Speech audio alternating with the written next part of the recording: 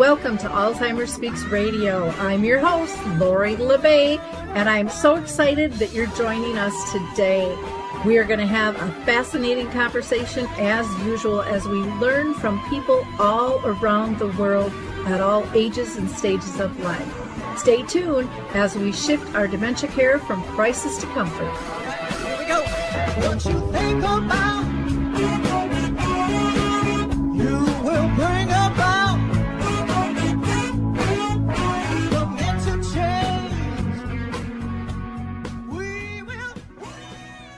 Well, hi, everyone, and welcome back to Alzheimer Speaks Radio. I'm your host, Laurie LeBay, and I'm thrilled you can be here with us today. If you liked our music, it's called Clarion Call by the Mark Arneson Band, and you can download that on any of your favorite music platforms. For those of you that are new, Alzheimer Speaks is about sound information, not just sound bites. We like to have real conversations with real people making a difference. So maybe, just maybe, you can be our next guest. Now, before we get into our conversations, and we're going to be talking about breathing and how that can just make such a huge, huge difference in our lives, I want to do a couple of shout outs. So first, if you haven't been to our new website, same website, we just updated, go to alzheimerspeaks.com. There you will find a page that has information on free educational resources. You can download, watch videos. There's all kinds of different things there. So check that out.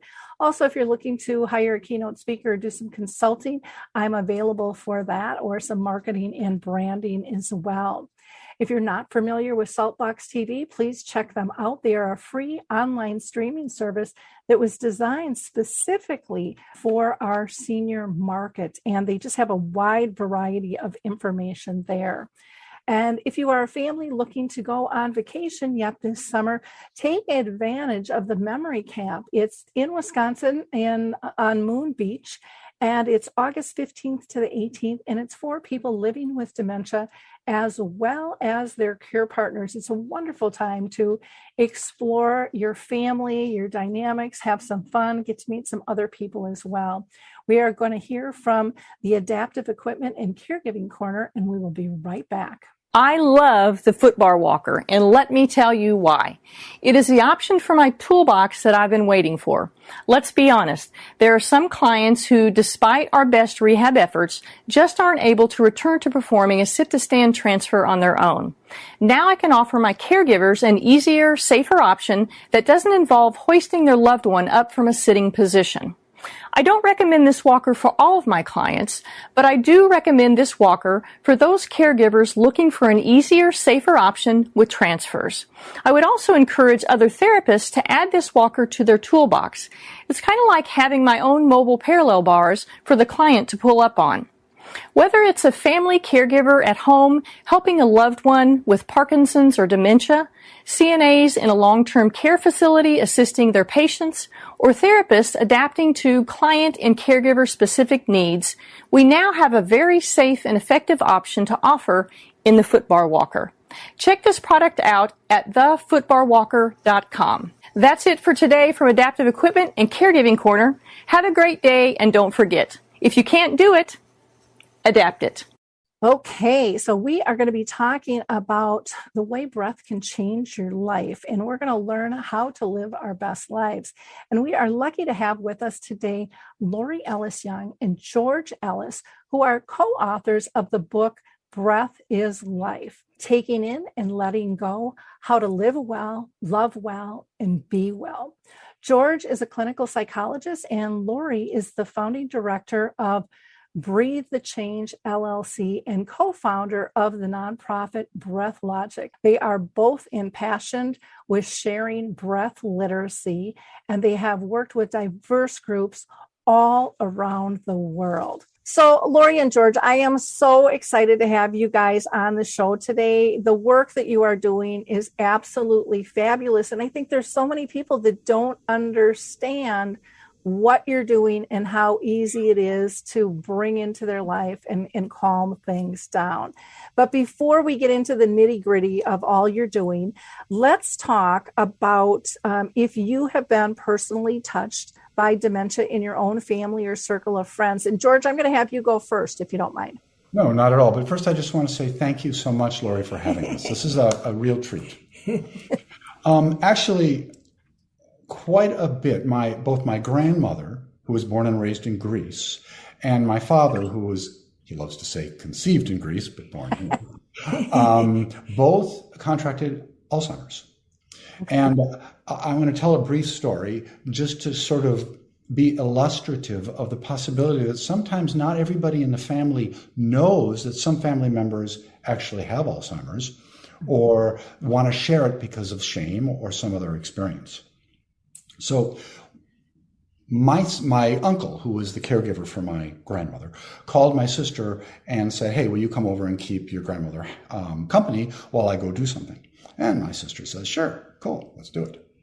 So she went over and she sat with my grandmother. She spoke with her for about an hour. They were chatting back and forth. And then my grandmother stopped for a second, looked at my sister and said, "Who are you, dearie?"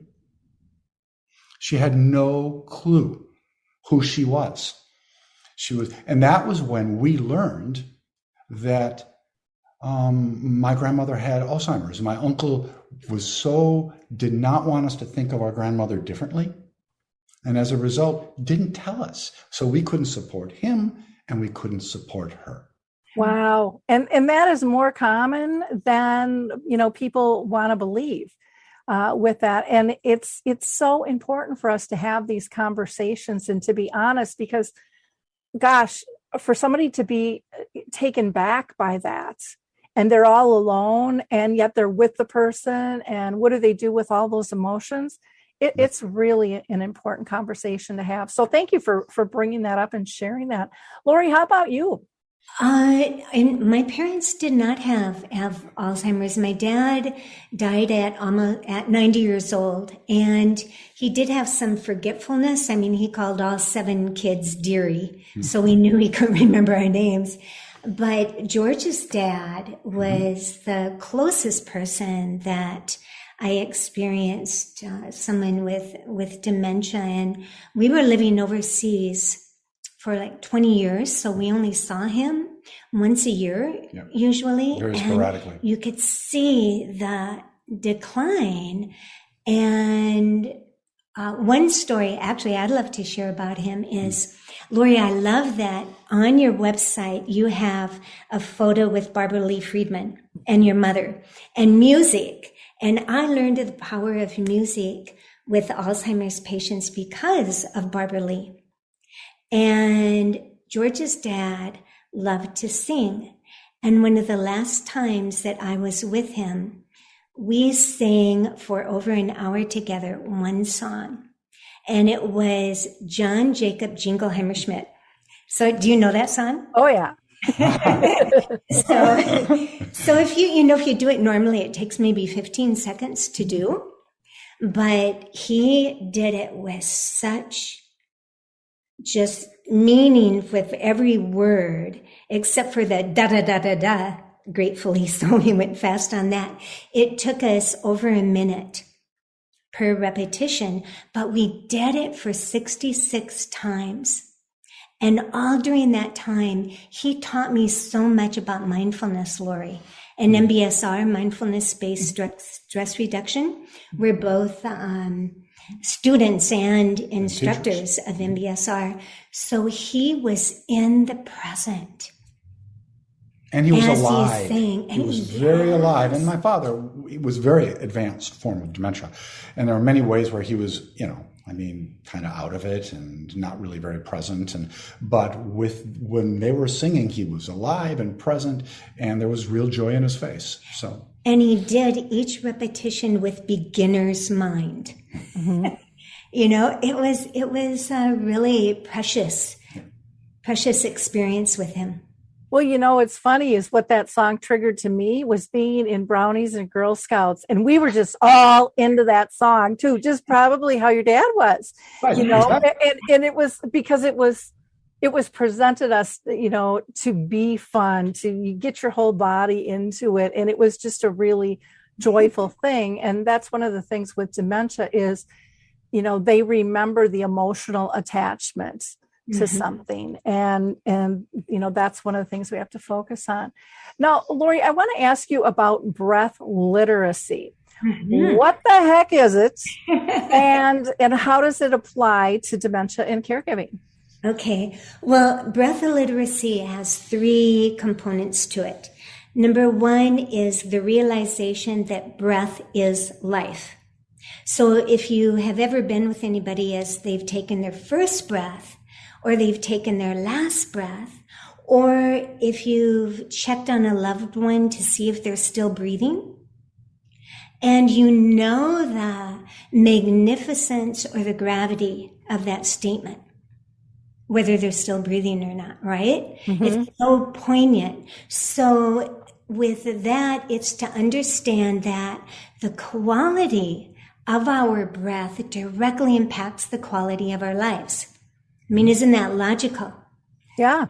So the second is to learn how to integrate the wisdom and the knowledge of how to breathe optimally, moment by moment, breath by breath, and in circumstances all throughout life. Like when you receive a diagnosis, your loved one receives a diagnosis that's going to be life-changing in many, many different ways. How do you breathe through those changes? And then also understanding that our breathing is both an art and a science. So George will speak to the science, but the art is how do we integrate correct ways of breathing and different ways of breathing, the practice of breathing, breath awareness into our daily lives that makes it artful, that makes it fun, that makes it beneficial. And just to carry that forth a little bit, how breath literacy is directly related to dementia and Alzheimer's is, and it may be a direction people might not predict. What breath does, and we'll talk about this a little bit more later, what breath does is it directly affects the nervous system.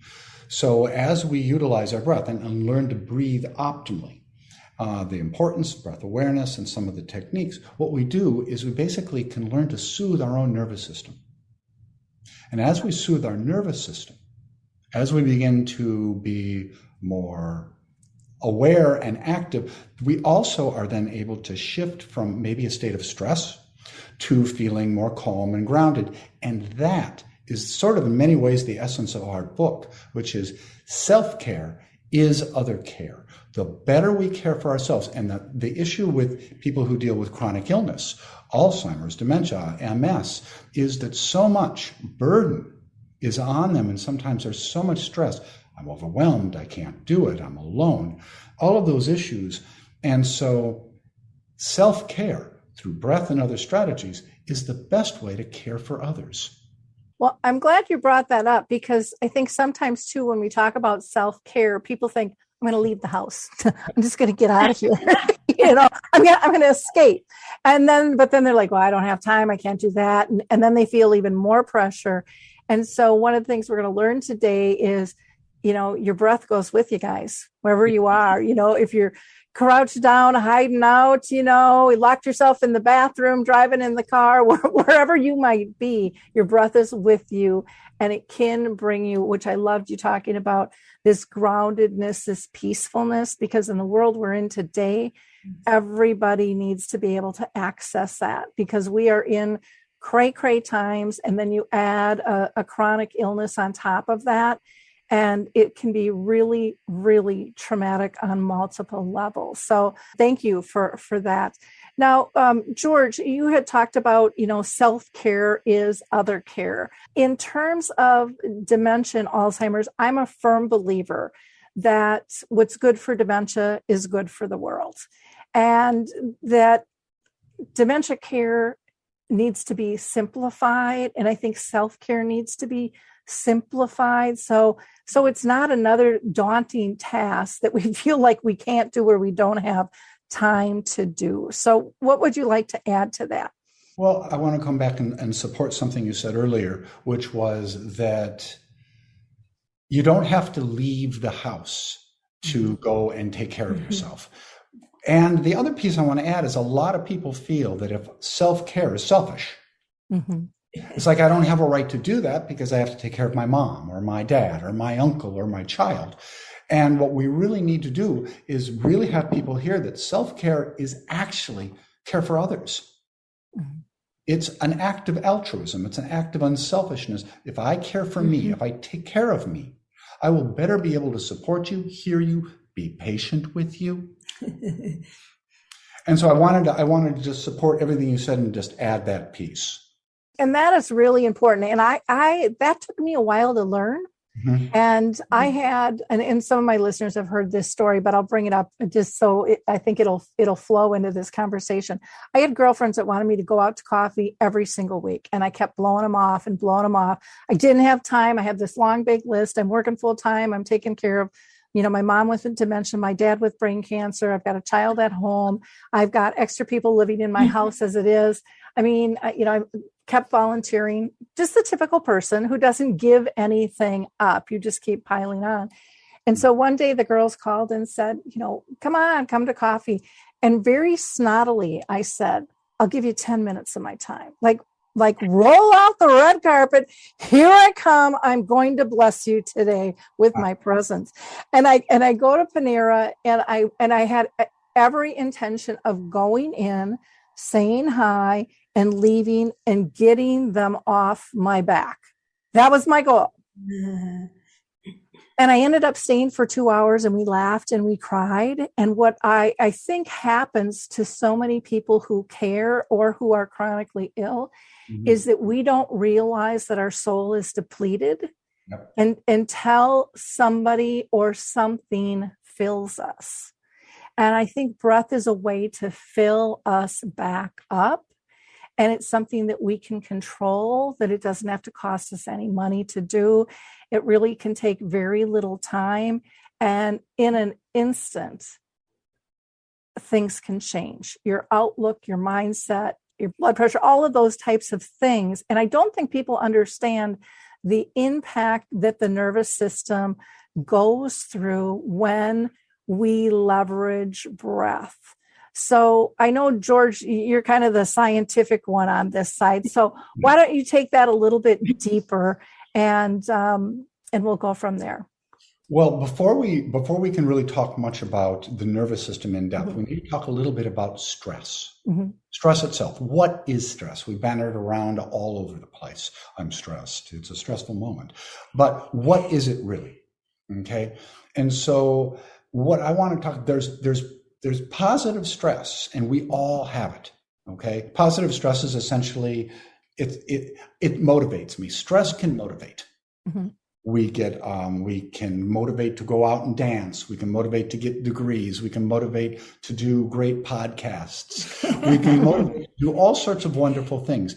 It only starts to shift over to being stressed that becomes really unhealthy, adversely affecting our nervous system, our immune system, blood pressure, etc., blood sugar levels. That happens when we begin to feel that we can't manage the stress, that we can't manage all the tasks that we have to do. And then that kicks in, that triggers a couple of different survival responses that are ancient. Before I do that, though, I just want to kind of ask you, Laurie, you spent 25, 30 years caring for your mother, who had, I'm sure, went through all the stages of dementia. What was that like, and what were some of the stressors you experienced? What wasn't there? One of the things I have to say is that I liked that you talked about stress can be a good thing. And sometimes we call that excitement or a little nervousness. But we have a different mind frame with that. But stress when we're caregiving is that feeling of overwhelmed, not being enough, not having enough time, money, or energy. I mean, it can be on multiple levels.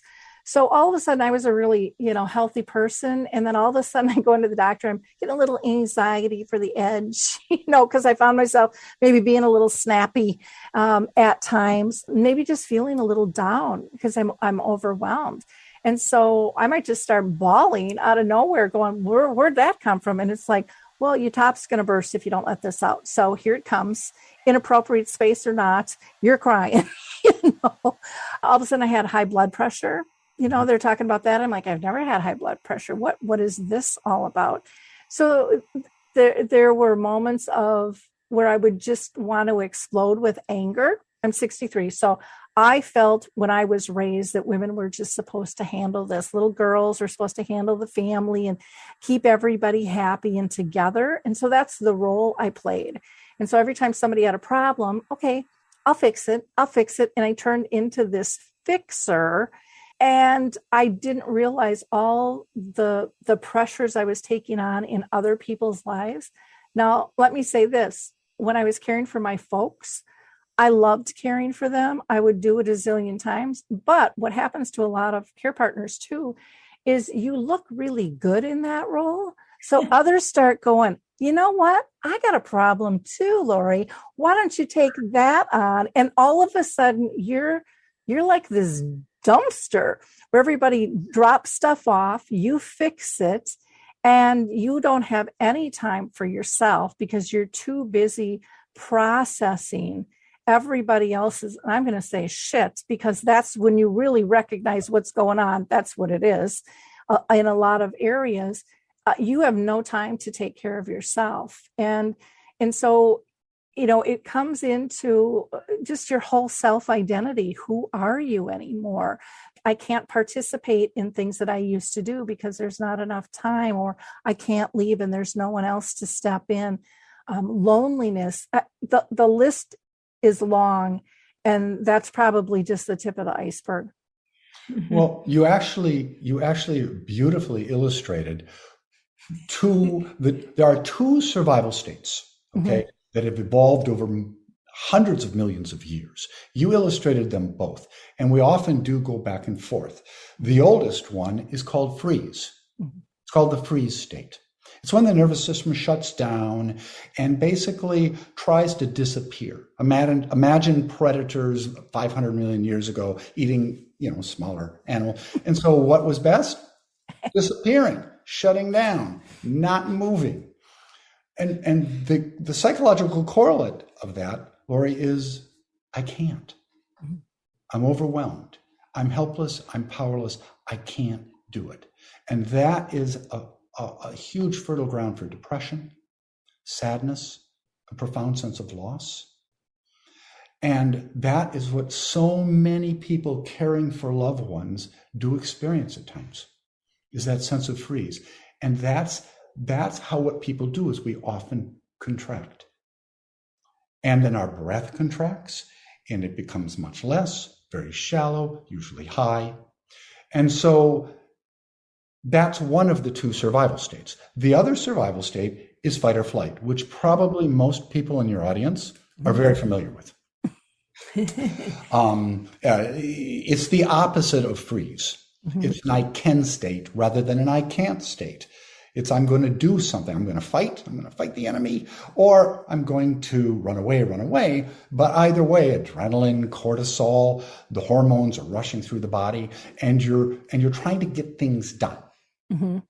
Okay. Now you would argue, well, that's great. Let's get things done. Except what happens when they're never done? And that's what you described, Laurie, when you started to share it, is you're fighting. You're fighting to try to save people. You're trying to protect people, yet you're never done fighting. Yep. In the wilderness, when these survival mechanisms and responses evolved, it was 90 seconds, 120 seconds of screaming terror. Either I get away, or I beat them up, or I'm dead. Here, you're talking years of supporting others as they gradually through time decline. So these two survival states can end up becoming chronic. And what Laurie was trying to talk about when she shared about breath literacy was that we can utilize breath to actually trigger a third state. The first two are triggered by fear. Okay. The last state that evolved was triggered by a sense of safety, a sense of being grounded and present, a sense of caring for self. And as we use the breath consciously and openly, we can begin to use it as if it were a salve and shift ourselves out of either the I can't state or the I can, but I'm not able to state, to a sense of, okay, I'm here, I'm available, I'm present. I may need some support. I can reach out for that support. It's not a place of isolation. It's a place of connection to self and to others. So when we talk about managing the nervous system, we're talking about consciously utilizing breath to shift out of a survival state and into a state where we thrive, where breath is life. Okay. In listening to what you both said, what comes up for me in regards to breath is that, Laurie, you shared that you had high blood pressure.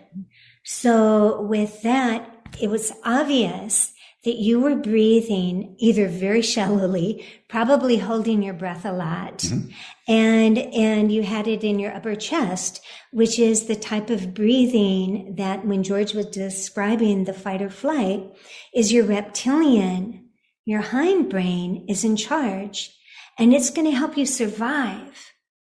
You know, you're going to barely survive sometimes. But it's not that good at helping us thrive. Right. So one of the simple things to do with breath literacy, the simple but yet so powerful things to know, is that you want to get your breath not high and not fast. You want to bring it low and slow. So a quick story I will share about my mother, who was a nurse. She couldn't understand why I was interested in breath. She was like, I learned how to breathe, and I never learned about breath in nurses training.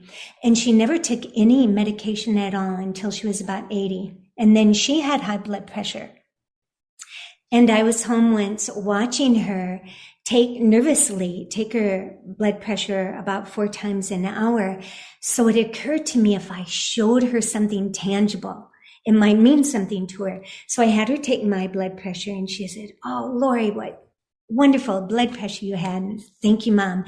Now look what happens to my blood pressure when I breathe the way that you are breathing, which was very shallow and very high in her upper chest. So I did that. And between 60 and 90 seconds later, she saw, when she took my blood pressure again, that it had gone up. So then they said she was really surprised. She saw it, tangible evidence. And so then I said, now, Mom, look what happens when I breathe low and slow and get the breath in my belly. So I did that. Another 90 seconds later, she saw that my blood pressure had gone down. And she said, Laurie, can you show me how to do that? So the thing is that our breath changes our brain by being, when we feel stress, we either hold our breath or we breathe rapidly. When we consciously make our breath slower and low in our belly, physiologically, you cannot be in a state of full-on panic if you are breathing in your belly. It's impossible, because the breath changes the brain changes the nervous system. It all is beneficial to the body.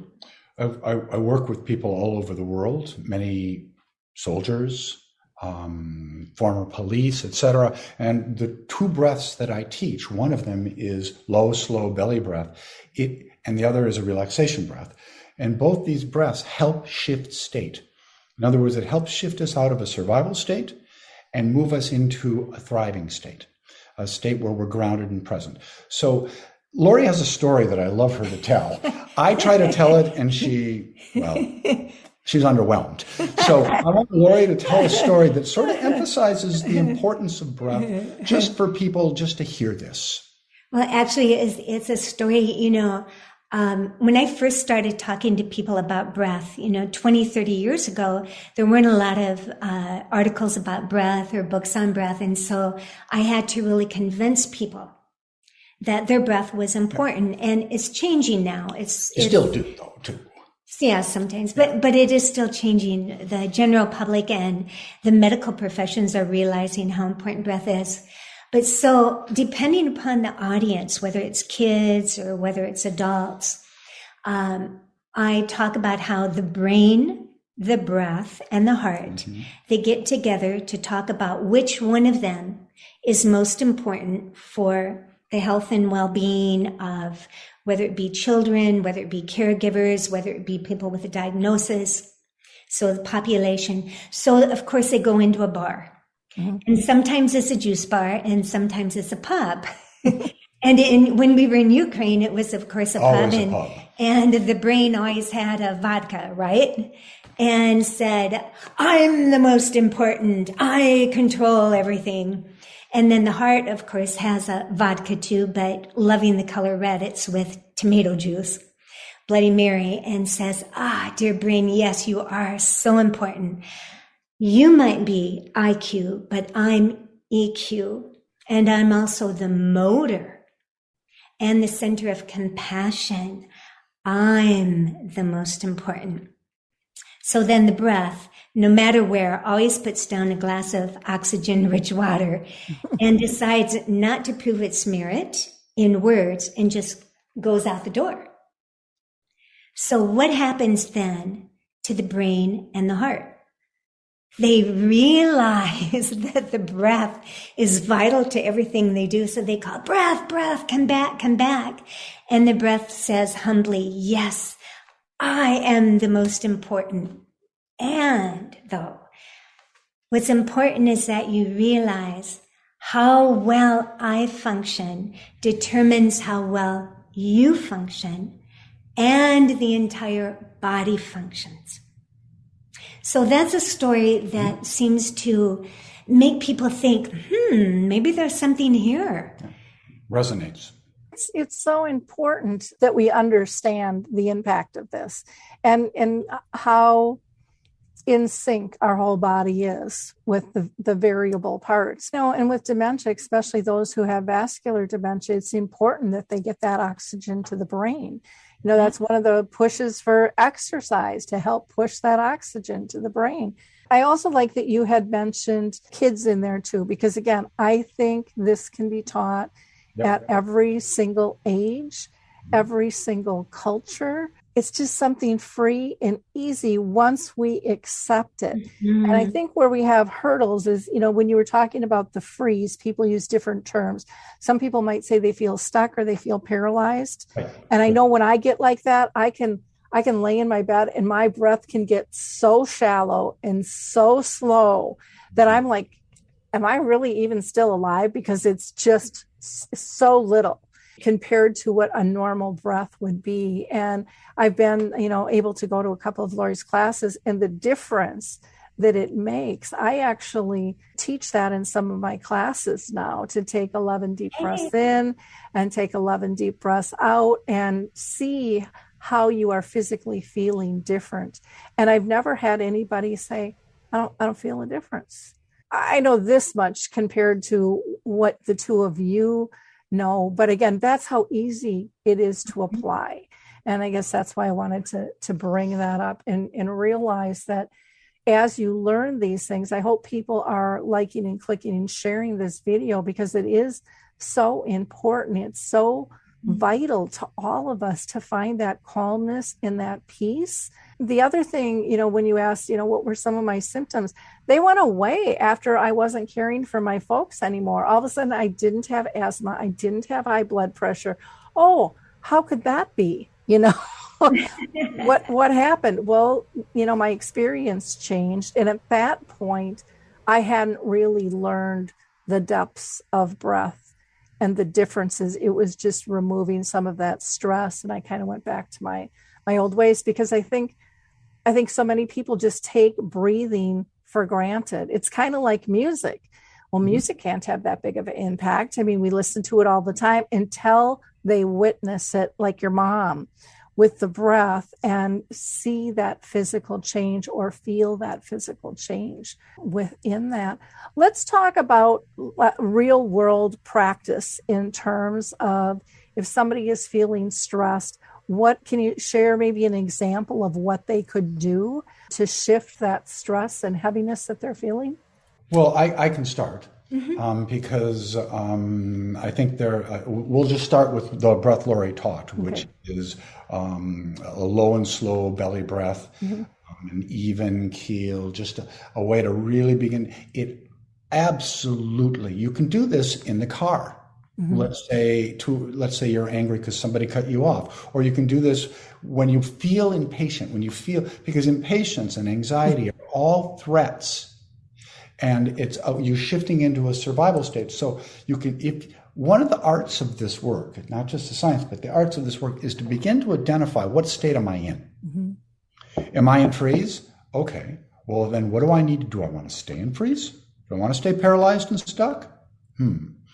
Or I'm in fight or flight. Do I want to stay anxious? Do I want to stay fighting and angry, impatient? So when I notice I'm in those states, that's the art. That's when breath awareness comes in, and some of the breath techniques, a low and slow breath, will help us shift our state. And we can do that. Nobody ever even knows we're doing it. We might be supporting our parent or working with a patient. They don't need to know we're doing it. Mm-hmm. But we're consciously choosing to shift out of a survival state into a thrive state. You know, you mentioned the word impatient, and in all my support groups that I do and talking to people all around the world dealing with dementia, the number one thing people ask for is patience. Yep. And I think that expands to everybody. You know, if you ask them, what do they need to learn more of? It's patience.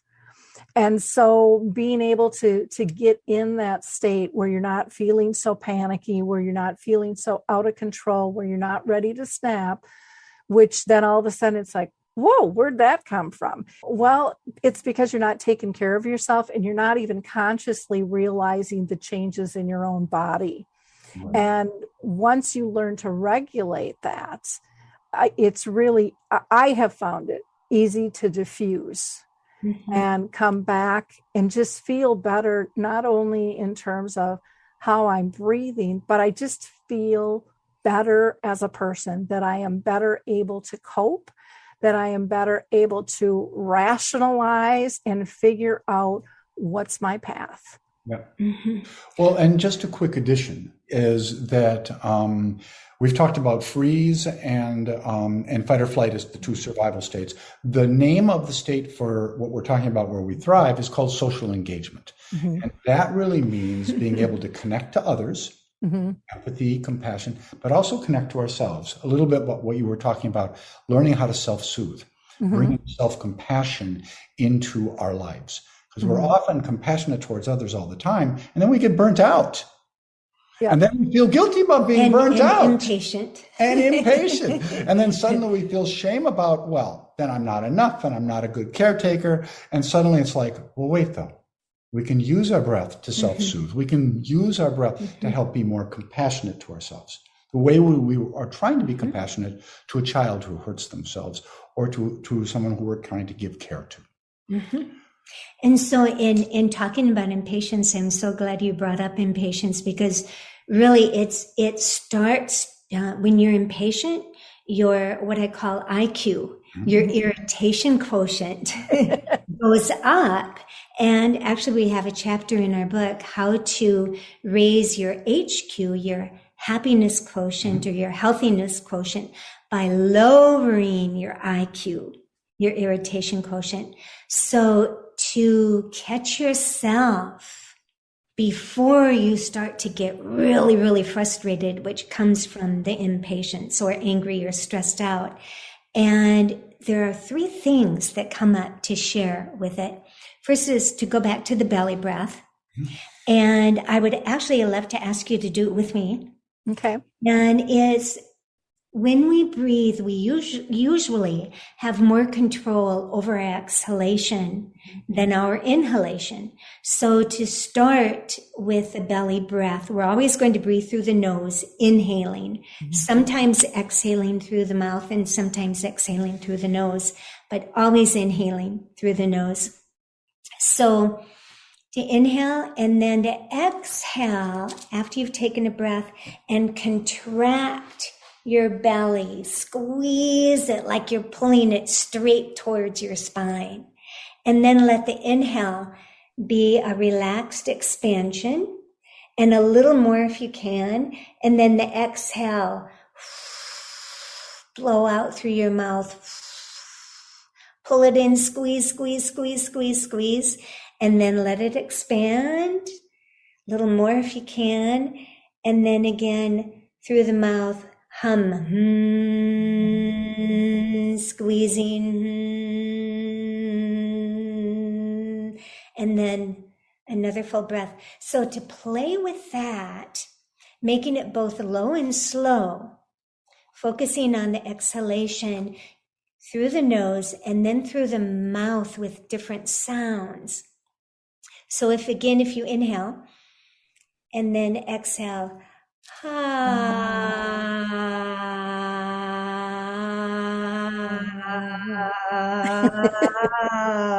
squeeze, squeeze, squeeze, squeeze, squeeze, squeeze. And then do you notice anything about the inhale, Laurie? Well, it is interesting because I think most of us don't know how much we can take in. Right.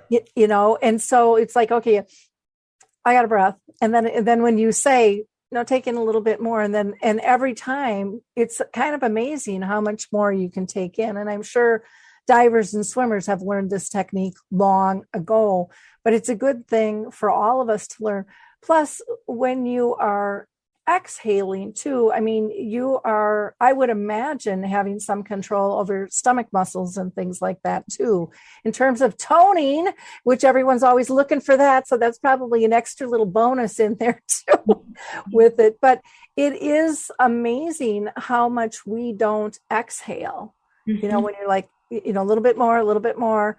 And I think it just kind of shocks you the first few times you try it, in terms of what is really possible. And as you do it over time, you're able to take in even more oxygen and then exhale even more, And also, as you think of the exhale, the physical benefits of the exhale, you're engaging the diaphragm, you're working your abs, you are you're utilizing the lower back lobes of the lungs more when you're breathing in the belly. And that's where most of our blood sits to be oxygenated.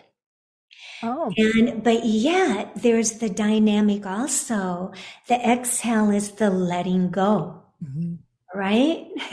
And there's so much that we need to let go of, just let go of, whether it's physical, mental, emotional, energetics, let go. And then so we can take in new, fresh prana, life force, oxygen that will regenerate us, rejuvenate us. And I do want to add one thing for you and for people watching.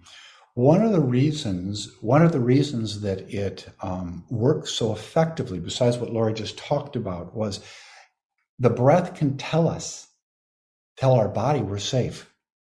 Okay. Or the breath can tell our body we're in danger.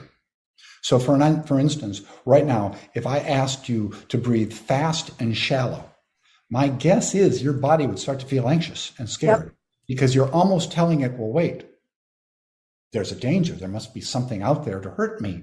So it gets prepared for battle or to shut down. So what the breath does, low, slow, and full in contractions, and it tells the body you're safe. You're not in danger. And it doesn't do it with words. Interesting. One of the things I do when I do seminars and things, and I have people do the deep breathing, I ask them to connect with their higher power, if it's no matter who it is, or if it's themselves, that's okay too, and ask for what they need in that moment. I used to always, because I'm a control freak. So I'm organized. My brothers say I'm a control freak. We'll put it that way. But I would always want certain things that I thought I needed. And when I learned to let go and kind of let God take it forward, just give me what I need. And then on my exhale, I would ask that all toxins in my mind, body, and soul be let go. Saying those words on top of the breath and the changes happening within me from a spiritual level made me feel more connected and not alone and hopeful as well. And I would imagine that has something to do with body chemistry as well. Beautiful. Just to add to what you're saying, you said something really important. You said, not alone. I think what happens as caregivers is that we end up feeling alone. like it's all on us, or nobody understands, or I'm not good enough. And what happens when we can shift out of survival state into social engagement, that's where we can feel we're part of a common community. We're not alone. There's lots of people that struggle with chronic illness as supporters or as victims of it. And so it's important to realize that we really are part of a larger community and to reach out for that support. We're not alone. But when we're in one of our survival states, A, there's always an enemy because there's a threat, and B, we have a tendency to take care of that all by ourselves. Exactly. Now, one thing I want to mention, because when we were talking, I put up a picture of the belly breath, and it shows somebody, laying prone. You don't have to be laying down to do this. Like you said, you can be in the car, you can be behind a counter, you can be at your desk, you can be standing in front of somebody, and no one's really going to know. Maybe you've got the jitters before you have to do a presentation, and you can go ahead and calm yourself down. Maybe it's working with a child who is having a temper tantrum or is really scared about something. You can sit down and breathe with them and teach them this. All ages can apply this, and all stages. So even somebody with dementia, a lot of times people think, well, they're not teachable. They'll never remember. And that may be true to a point, but people mirror one another also. And so they will pick up on what you're doing, just like when you think you're in a good mood and you're going in, but inside you're not, and you have your Stepford wife smile on, and yet you're all agitated inside. A person with dementia is reading that agitation in all your nonverbals. Absolutely. And they a lot of times mirror it back, and then we point the finger at them when they were fine before we walked into the room.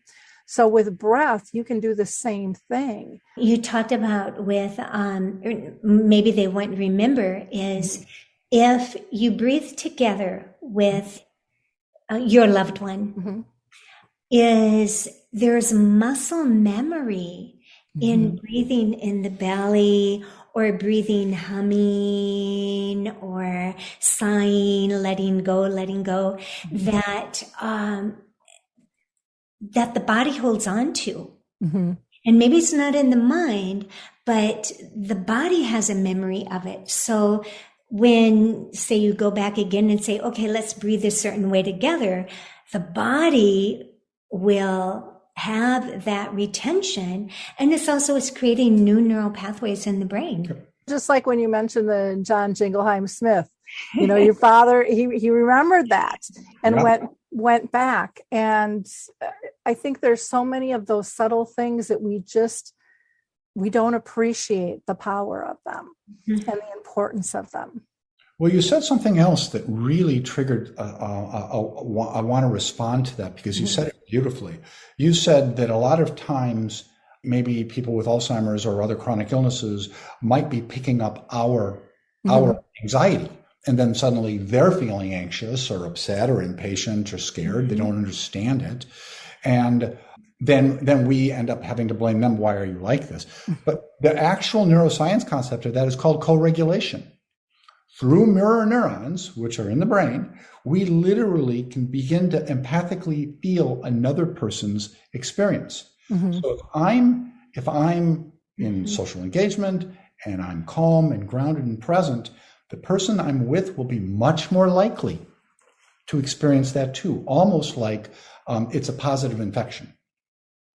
But it can reverse. If I go into a room and somebody's really, they're really in a state of hyperarousal, or they're dysregulated in some way, it could dysregulate me unless I'm very conscious about what state I'm in.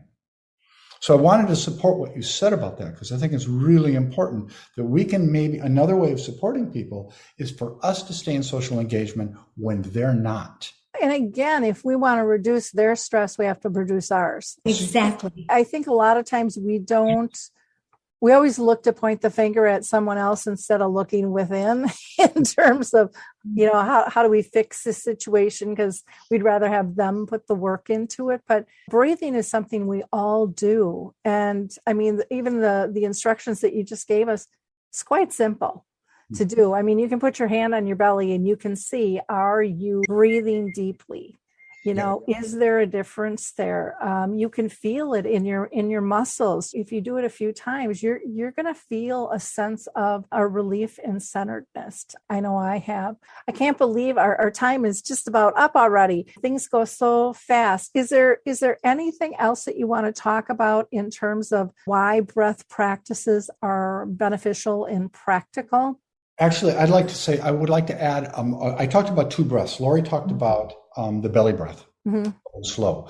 There's another breath that's also important that I use a lot, and I've used a lot all over the world when I'm in situations that might even feel literally dangerous. Okay.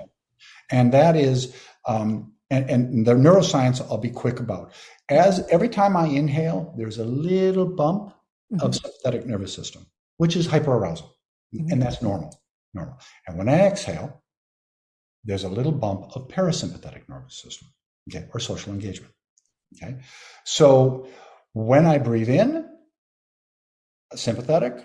When I breathe out, parasympathetic. So if I breathe in 3 and breathe out double, I'm much longer in parasympathetic, or what we're also naming social engagement. So that's one of the breaths I use a great deal when I'm in a moment in real time where I'm experiencing, where I can feel my body shift into one of the survival states. Is that I shift in. Nobody ever knows you're breathing that. Nobody ever knows you're doing it. I've done it when I've had a helmet and all sorts of protective gear. I breathe in and then I breathe out more. Double. Yeah. So I want to share that as a second breath that has a very positive impact in real time within a minute. Okay. And so one way of looking at that breath is, like if you did it with us, it would be inhale 2, 3, exhale 2, 3, 4, 5, 6. Inhale 2, 3, 4. Exhale 2, 3, 4, 5, 6, 7, 8. You always want to do what's a comfortable count, but that's also, we call that a sleep breath. So if you can't sleep at night, that's a wonderful breath to help you to go into parasympathetic dominance and fall asleep easier. Oh, I'm so glad you mentioned that, because sleep is a huge problem for both people with dementia as well as their care partners. So, that worry and that craziness that keeps us preoccupied and doesn't let us let go of our day. So that is wonderful. Gosh, I could talk to you guys all day about this, because I know with the work that you do, there's so much more to be able to tell us. Any final remarks that you want to add before we give people your contact information and tell them to go buy your book? Absolutely. I'm just going to say we have a lot of different practices and a lot of more of the neuroscience. I just basically touched on it, but a lot more in our book, so that hopefully people will be able to use that book as a resource for themselves and for other people. And you do a lot of presentations to all different types, from kids to healthcare to just, everybody off the street, to those in crisis. I mean, breath applies to everybody, so no one's excluded from being able to tap into this, which is absolutely wonderful. So people can get your book, Breath is Life, by going to breathlogic.org. They can also email you at info@breathlogic.org. You're on Facebook, YouTube, and Instagram as well, and Amazon. And so it's going to be hard not to find you. You also do some retreats and stuff. And I saw on your site that you also have one coming up in Guatemala. So if people want to learn this stuff and roll it into a vacation and get with like-minded people, that's also an opportunity as well. Yeah, we have a couple coming up also in Arkansas outside of Hot Springs. Posted yet, but it will be up soon. Okay, wonderful. Well, I appreciate the work that you guys do and taking the time to spend with us today. I think we have given our audience a lot of great, useful tips and a lot of hope about finding that calmness and teaching people how to care better, not only for themselves, but others. So thank you for your time today. Appreciate it. Thank you so much, Laurie. We appreciate what you do. Thank you. To our audience, I hope you like, click, and share this show. I think it's very powerful. This is not something that is just trending today. This is something you can use each and every day throughout your life, and every single person around the world can apply as well. We all breathe. It's not going away. It's not changing. So apply it and learn to make your life better by just breathing a little bit different. Bye now. Hi, everyone. This is Meredith from the Senior Fitness with Meredith podcast, where I discuss all things for seniors, from fitness, your health and wellness journeys, how to be all over strong and beyond. I also have my mini podcast called Motivation with Meredith. It's a great, quick motivational pick-me-up for your days. Join me, listen now, search for Senior Fitness with Meredith on your favorite podcast platform.